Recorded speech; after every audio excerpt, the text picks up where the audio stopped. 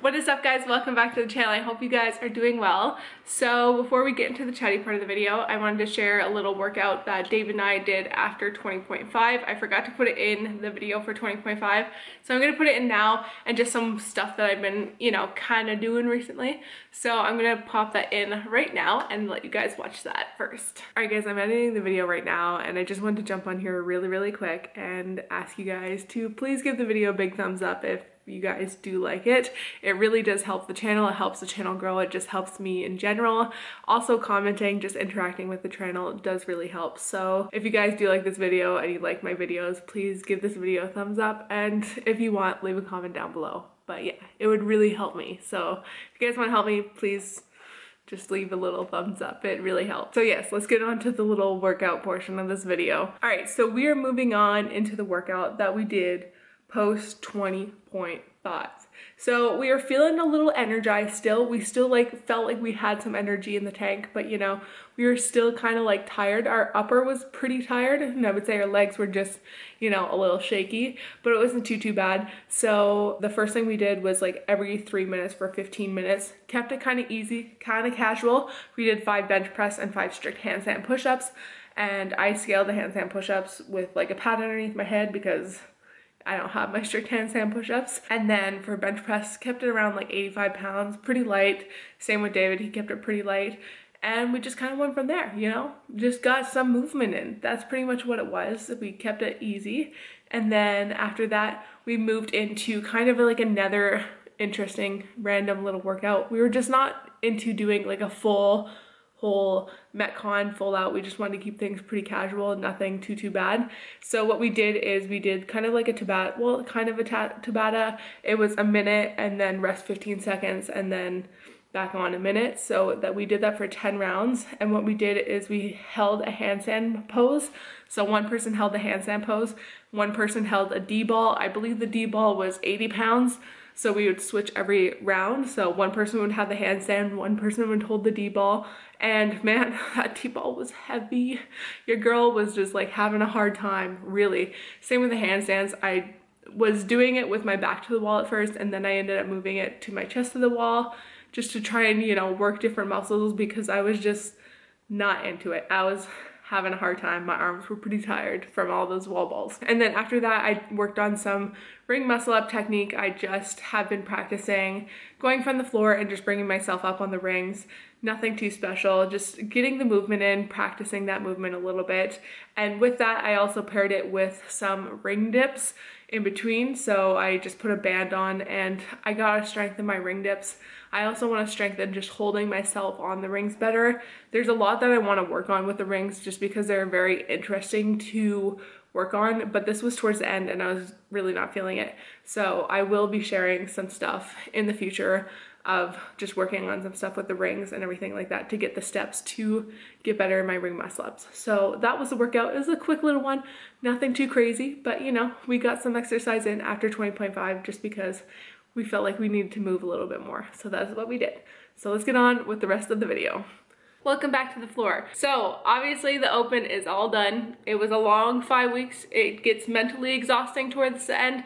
I mean, I'm not a games athlete, but it still is kind of exciting and mentally draining at the same time. I don't know if you guys know what I mean, but yeah, it's just you're excited about the workouts, but also you're stressed about the workouts because you want to do good in the workouts and you want to reach your goals and everything like that. Besides that, it is done, which is cool. The open was fun this year. I truly did enjoy it. I enjoyed the workouts. Some of them were a struggle for me, which is okay. I mean, we all have our struggles, and some of them were just really fun for me. And I did not complete a single workout, but I did enjoy it, so that's all that matters. So I want to share with you guys some of the things I learned in the open, some goals that I want to reach in definitely the next year or the next 6 months, that's for sure, and just work on some things for me. And definitely I'm going to share this with you guys and bring you guys along. So first of all, let's talk about what I learned in the open.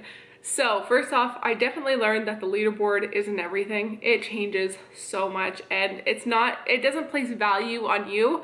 I noticed a lot of people were getting very like consumed in the leaderboard, upset about what their results were. What I'm trying to say is that you shouldn't let the leaderboard control your emotions and control and put value on what type of athlete you are. Regardless, you still have your strengths and you still have your weaknesses, and the only way the leaderboard should have control on you is if you're literally a games athlete, and that, you know, besides that, that doesn't matter. That's like 1% of like literally the whole open.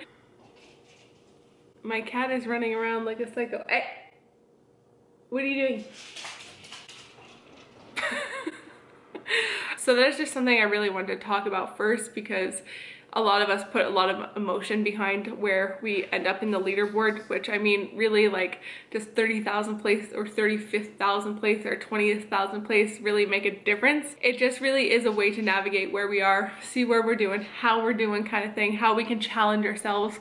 But in the end, it just, you know, don't put too much emotion behind it. So going into the more detailed things of that I need to work on, the first thing is that I am very crooked, and I learned this through the open through the handstands. So I had a really hard time meeting the standard for the handstand push-ups, and I know a lot of people did.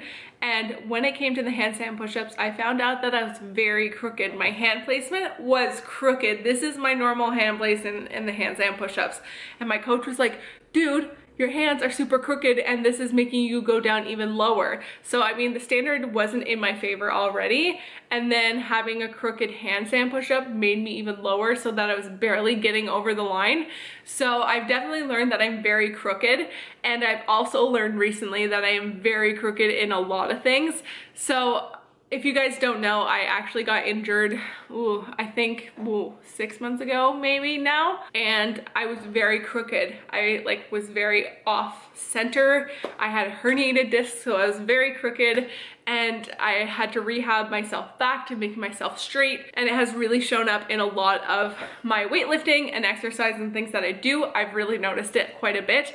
And I'm definitely gonna start working with my physio again to start straightening myself out, because my hips are shifted and my arms are shifted. Like naturally, like I just am like this. Like I swear on my life, this is how I just naturally put my hands. So definitely in my handstand push-ups, I'm so crooked. And in my squat snatches, I am also very, very crooked. I'm gonna put a picture here of how crooked I am, and it is ridiculous how crooked I am. And I never really noticed until I took a video of myself straight on. So usually I'll take a video from myself from like the side or something like that, but I took it straight on, and your girl is crooked. And when I first got hurt, I really worked on making sure my stuff was straight and everything like that. And then as I continued to train, and I started to train more and more and harder for the open and things like that, and I just got crooked again. I'm not as bad originally as I was like 6 months ago. I am definitely a lot better, but I'm still crooked and I need to work on that. So I've been working on my handstand push-ups too, trying to just straighten myself out, putting my hands evenly, and it is so weird to me. It is like beyond crazy to me how crooked I am and how I'm trying to straighten myself out, and now I feel so uncomfortable in my handstand push-ups. I can't do them anymore. I like totally choke. And so that is something that I learned, and that maybe you guys can check on yourselves to make sure you're straight. I don't know, maybe I'm just an odd person who has a really crooked body and I'm just stuck like this forever and I'm just a crooked person. But definitely check to make sure, like if you do handstands, if your hands are even, or if you're doing squat snatches or something like overhead squats, see how you are, because like I shift myself. I can't believe I just didn't realize how crooked I was. And a lot of CrossFit gyms don't have mirrors to realize how crooked you are, and so I just happened to notice on my camera how, you know, crooked I was. And then I looked at myself in the gym, because I go to a separate gym where there is mirrors, and I was like, man, I'm crooked as hell. So lesson learned, and what I'm gonna learn, and that is just something so random that I learned about myself from the open, is that I am just so crooked. So maybe check and see if you guys are crooked or not. I don't know. Also, what I've learned in my workouts is how to time my workouts more effectively, or how to strategize my workouts better. So a lot of times when we are in the middle of a WOD and we get tired, we'll drop whatever we're doing and take a break. And then we'll, you know, try and go back to it. So what I've actually learned, and I know a lot of people are probably already know this, but you know, I just was never really paying attention to that. I was just kind of going back into it as much as I could, is to time yourself. So like if you're in the middle of a workout and you need to take a break, take 10 seconds. Go, okay, I'm gonna start back at this time, or tell yourself when you're gonna start back and then go from there. So in 20.4, what my coach and I did is that I would do clean and jerk, and then he'd be like, okay, look at the time, take 20 seconds and then get back to the bar. And so I'd do that, I'd go, and then I would be a lot more refreshed, and then I would just kind of keep pace on my time. So it's learning about pacing yourself and keeping yourself on a specific time. It all comes to when you're really like working on yourself and trying to pace yourselves in the workouts and things like that. And I know a lot of people know this, but I just didn't know this going into the workout, so I figured I'd share this with you guys if you don't know it. So when you're in the middle of the workout, whether it's a heavy lifting one or it's just a regular WOD that you want to go back into, just really look at the time at yourself. Okay, when you're in the middle of the workout and you're dying and you just need to jump off the bar for a bit, so you jump off, wait 10 seconds and jump back on. Whether that's 10 seconds, 5 seconds, 15 seconds, 20 seconds, whatever the time is, you need to learn more about yourself and learn about how to pace yourself. So that's really how you can pace yourself and keep yourself on time, and knowing how you can finish the workout. So there's really just a strategy on how you can finish the workout. So you know that if you can take 20 seconds here and you keep taking consistent 20 seconds, you kind of know where you're gonna finish in the workout. Like when I was doing pistols, the first time that I did it, I was just taking so much time in between, and I couldn't believe it when I looked back at the footage. I started taking breaks, and then it would go from 2 minutes to 2 minutes and 30 seconds, and it was like, I was just losing time. Eventually, when I went to my second workout, I knew how to pace myself better, and then I would go and do a couple reps and then take a 10-second rest and then go again and just pace myself a lot better and my time, and I had a lot more time to do more reps in the end, and it all just worked out like that. So really, it's just learning how to pace yourself, and that is something that I learned in the open that maybe you guys can try in your next workout. So when you guys are in a workout and you get tired, drop the barbell, wait 10 seconds, and then get back to the barbell or whatever you're doing. Just try it and see it. I find it makes a huge difference in my workouts and helps me just kind of strategize a little bit better. All right, so I want to talk about some goals that I want to work on definitely in the upcoming year or the next 6 months. I'm probably going to change them in 6 months or just adjust them a little bit in 6 months, but definitely some things that I definitely want to work on for the next open, which is in a year. I want to start with a lot more bar work, pull-ups. I'm gonna have to call myself out here. What a lot of CrossFitters do, and which is not a good thing, so don't do it, guys, because I did it and I hurt myself, so don't do it. When it comes to pull-ups, we should all learn how to do a strict pull-up before we learn to do a kipping pull-up. And I learned how to do a kipping pull-up before I did a strict pull-up, which is not the best strategy, that is for sure. Just don't follow my footsteps. Please don't. I originally, you know, I was working on pull-ups and things like that, but I didn't have my strict pull-up. But then I saw someone doing kipping. I was like, can't be that hard. And then I ended up doing kipping before I got my strict. So yeah. Anyways, that brings me to my point, is to work on my pull-ups, to work on my pull-up endurance, to work on my lats, all that jazz. I gotta work on pull-ups. And I know that if I get a stronger pull-up, then I'm gonna be a lot more effective in my pull-ups, my chest to bar, and eventually bar muscle up. It all ends up coming together. I see a lot of people who try and jump the gun before they even have a strict pull-up, and they're doing bar muscle ups with like lots and lots of bands, and it's like, is that really helping you in the long run? Not really. And I've definitely learned this, that I want to get stronger. And so I've been working on just getting strict pull-ups and working on my strict pull-ups. And I think every CrossFit person who is knowledgeable will tell you to get your strict pull-up before you get your kipping pull-up. And I'm definitely gonna work on that. So if you guys don't have your strict pull-up and you guys wanna work on it, well, come along with me. I think I'm gonna make a whole video about that anyways. But I'm definitely going to be doing it, you know, 3 times a week. That is for sure a minimum. And I'm going to spend 20 minutes at the end of each workout doing negatives, doing seated ones with a bar, things like that. I'm going to bring you guys along for my pull-up journey. That is for sure. So if you guys want to join along, you guys know how to follow that. But yeah, I'm going to definitely work on my pull-ups. So if you guys don't have your strict pull-up, start working on your strict pull-up, because it's going to help you with like so many other things. Like, you have no idea how much a strict pull-up is going to help you with like everything that you need. So that is a goal of mine, is to work on that. And another thing is to also work on my core. Core is so important and we tend to overlook it.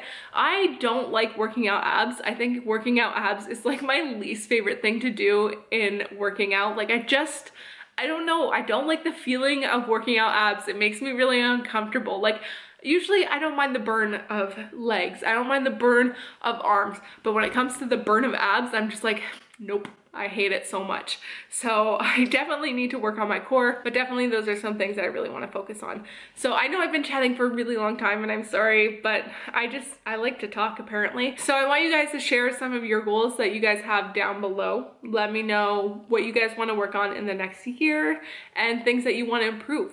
Or just in general, it doesn't have to be for the open, just to improve for yourself, how you want to improve better fitness wise, you know.